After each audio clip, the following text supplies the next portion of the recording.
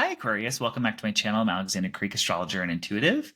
In this video, we're going to be talking about your astrology for the month of June 2024. Remember, if you're watching on YouTube, to like, subscribe, and click on that little, I cannot say notification. Click on the notification bell so you don't miss a video. So um, we have a lot happening this month, actually. And it really starts with Jupiter, the planet of expansion, wisdom, and opportunity, going into the sign of Gemini. And it has been, it actually went into Gemini on May 25th. We're just getting to talk about it now. It's going to be there for a little over a year. It's going to be there until June 2025. So um, Jupiter tends to expand what it touches, it tends to bring some opportunities. And when it goes into another part of your chart, that life area or that house that it's visiting, it's going to be, there is some sort of benefit for Jupiter visiting.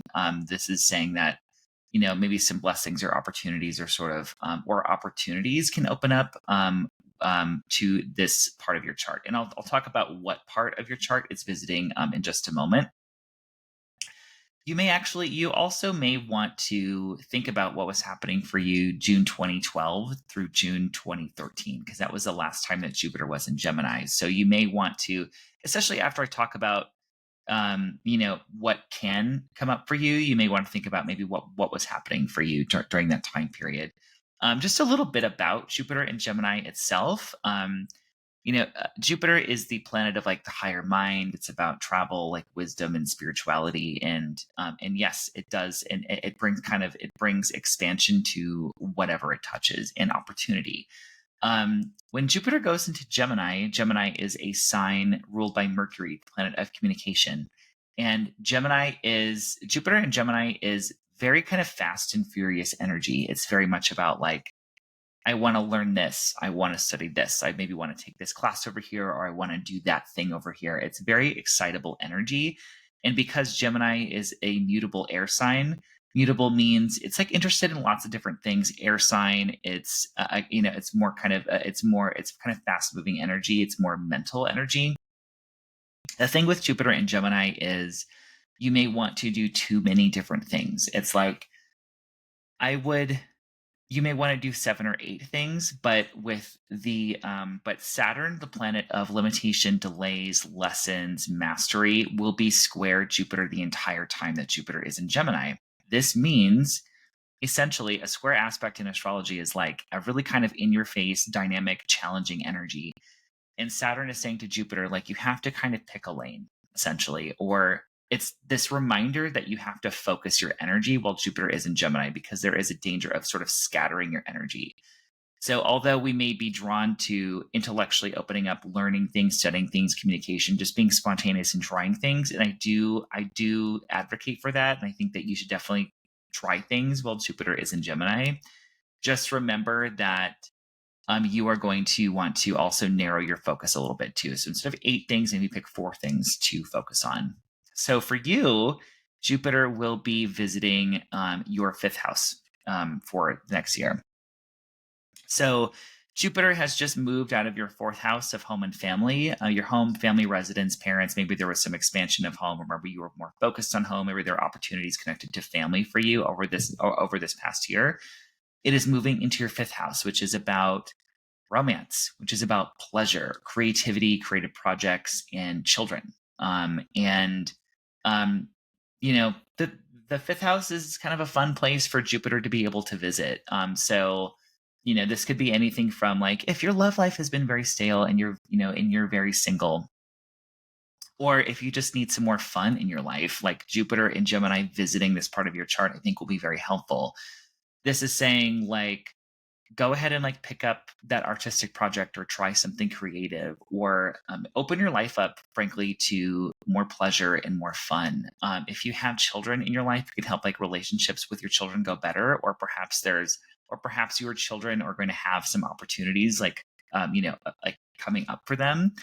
I will say sometimes 5th house is pregnancy as well. So if you are capable of getting pregnant, you do not want to be pregnant, and you are actively having sex, I would definitely be using birth control, because I've seen Jupiter through the 5th house more than once end up with someone getting pregnant.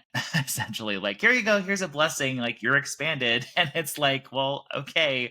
So But yeah, so creative energy, pregnancy, children. And why this is pregnancy also, fifth house is like things that we give birth to. So hence like creative projects. So it could be that Jupiter moving through your fifth house means that you're going to get ready to give birth to some sort of project or create something. So there could be some sort of creative project kind of gestating with Jupiter moving through your fifth house. And certainly, again, if you are sort of looking to kind of add a little bit of stuff to your love life, this could be a nice time to a nice time to do that. Although with a square from Saturn, you certainly may, I don't know, may want to like focus your energy a little bit, or there may be periods of time where you're like, where you sort of have to balance this sort of like responsibility and kind of work stuff with, with essentially kind of adding more fun into your life. Um, so that's going to be there for the next year. And we also have a new moon in that same part of your chart on June 6th. So a new moon is a new beginning, a new opportunity, a seed being planted. This really activates Jupiter as well. It might sort of, you might kind of understand a little bit more of the story of Jupiter and maybe what opportunities are unfolding or where in your life that you wish to expand with this new moon, because it's going to kind of, again, this new moon is going to kind of light up that energy. So, this new moon, there is a pretty exact square from Saturn, kind of like that, kind of like what I've been talking about. So there is this feeling from the universe, almost like, okay, it's time to focus, essentially. Like, it's cool to explore and try all these different things, and that's definitely what we need to be doing. But at the same time, there is this feeling of like, we need to sort of focus on our goals. What are our priorities? What are things that are hard but take a long time but are worth it in the end? For you, Saturn, that planet of mastery and lessons, has been in your second house of finances and income since March 2023. So perhaps you've been maybe feeling a little bit of a pinch in your money, in your finances. Perhaps you're sort of having to be more responsible. Perhaps you're having to sort of look at your budget, or it's that you're trying to build up your financial security. It could also be that you are really sort of honing in on your skills and talents and developing those so that you can actually monetize those later. Saturn going through your second house can be about, also kind of working on your sort of worth and your value. Like like, are you feeling less than right now? Are you feeling, because Saturn can sometimes, Saturn can be a harsh mistress. So this energy of Saturn moving through your second house can certainly speak to some difficulties, or just having to work harder around resources, money, and kind of what you feel you are worth. However, Saturn moving through here will be worth it in the end. There is this aspect between your second house and your fifth house too. So if you do have children, you could be feeling, let's say, a financial pinch involving children, or there could be something about your financial resources in creative projects. Like there's like a stress thing between these two, or perhaps there's a feeling of like, I need to save money so that I can do fun things, essentially, as well. So with this new moon, new beginning energy that we're experiencing on June 6th, and the kind of these sort of new opportunities emerging, I will also add that Venus is very close to the sun and moon with this new moon as well. So that will be scoring Saturn as well. So there certainly may be some things coming up in relationship for you around this new moon. Like, is this relationship worth it? Am I worth it? Or this relationship is actually going to take some work, or this creative project or thing that I'm building or thing that I'm releasing into the world may take some sort of effort, because Venus is about value, worth, and relationships and pleasure. That's now moving through your fifth house of pleasure and children and romance. And it's square Saturn in your second house of money and income. So there is certainly like these kind of, this maybe some maybe a little bit of more kind of stressful energy playing out with that. But because it is, I will say this is a more kind of temporary kind of feeling also. But there is this feeling of like focus and building on something with this energy. So next we have Mars in Taurus. Mars is the planet of action, of energy, how we go about getting our like to-do list accomplished, and it can also be about conflict. So Mars is going to move into Taurus on June 9th and stay there until July 20th. It has moved out of fiery, independent warrior spirit Aries, and it will be visiting your fourth house of home and family. So, what does that mean for you? First of all, Mars in Taurus, I think, is a more conservative energy. It's more thoughtful in how it wants to direct its action because Mars in Taurus wants to know, will me taking this action be worth it for me in the end? It doesn't really want to extend. It doesn't want to put the effort in unless it's no, there's some sort of reward. Um, and Mars can sort of motivate kind of the area of life that it touches, and also can inflame the area of life that it touches. With Mars going through your fourth house, it might be that maybe you're more motivated to sort of take on maybe more projects at home because Mars is like heat and passion and like energy.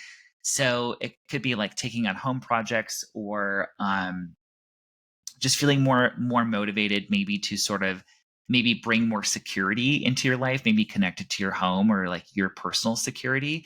It also could indicate, maybe just some disruptions, frankly, like, in the home. It could be like home renovation or maybe just or maybe even a little bit of conflict or dust ups kind of within your family sphere or within your home.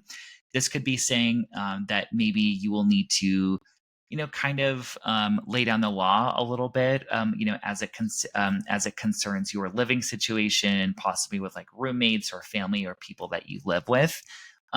Or maybe that the actions that you are taking are just going to be kind of more close to home and more in your private sphere than like it could be more sort of building on security rather than sort of being out in the world, like working on career or something. So I would say Mars energy, heat, passion, maybe some conflict within your home and family sphere from June 9th to July 20th. Really quickly, I did want to promote my class that I'm going to be teaching on June 12th at 6:30 p.m. Mountain Time. I'm going to be teaching some astrology. We're going to be learning about Venus in the birth chart. So, Venus is a planet of relationships and pleasure and worth, like I was mentioning earlier. But it's also like what you're attracted to in relationships, what excites you, what delights you, maybe what your artistic style is, how you magnetize things to you, maybe some secret talents available to you as well. So Venus is also, Venus is also in charge of certain areas of your life. It could be in charge of your money. It could be in charge of relationships, of career, and just kind of finding out where those things are and how to read that. We're going to be looking at celebrity examples, and I'll also be doing some chart readings for people who come to the workshop. So the goal of this is small, bite-sized, easily digestible astrology that is really technique-based and actually very complex, but in a way that you can understand it. So it should be pretty fun. I'm excited. The link to register is in my comments or in my show notes if you listen to the audio version, or you can just email me for that registration link as well. So speaking of Venus, we have Venus in Cancer. Venus moving into Cancer on June 17th through July 11th. So Venus is leaving kind of more flirty, intellectual Gemini, and she is moving into more nurturing, more focused on emotional security in meaningful connection Cancer. And she will be visiting the sixth house in your chart, the part of your chart that is connected to work and career, or excuse me, work and health. I gotta think. Actually, I gotta think. Hold on. Aquarius. Yes. Okay. For a second, I was like, is that right? Yes. So this could be helpful. Venus can kind of smooth out wrinkles or smooth out conflicts. So this could be good for smoothing out relationships with coworkers or people that work for you, or simply helping you to shine more at work. This could be good for helping you attract more work or attract like a job to you if you need work in this moment, or attract like maybe some additional like work assignments or responsibilities.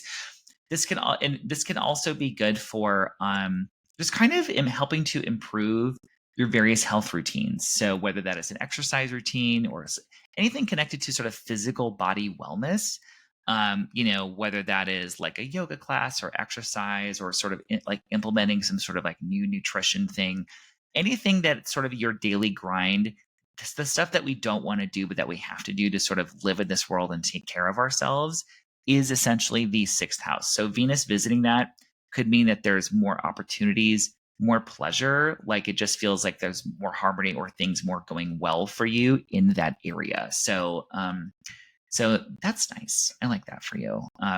Sixth house isn't a glamorous house, but nonetheless, we still need some good action in that part of our lives. So lastly, we have the full moon in Capricorn on June 22nd. The full moon, this is a two-parter full moon because we have another full moon in Capricorn next month.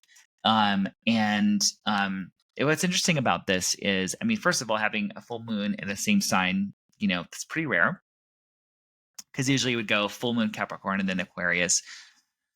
So this full moon takes place at 1 degree, and then, excuse me, I had to take a little sip of water. And then the next full moon will be at 29 degrees. And 29 degrees in astrology is it's like a special degree because it's the last degree of a sign. So there is this full story taking place within this upcoming Cancer season, because basically as soon as the sun goes into Cancer on June 21st, we essentially have that full moon the next day. So this first full moon, this is going to be taking place in your 12th house. This is an interesting full moon for you because actually interesting two full moons for you because the 12th house is one of the most hidden places in the horoscope.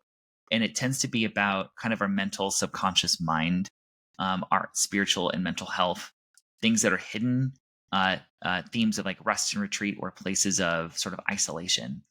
And it can also be about, so I could see that this full moon for you bringing things to completion or illuminating things, because full moons tend to bring illumination.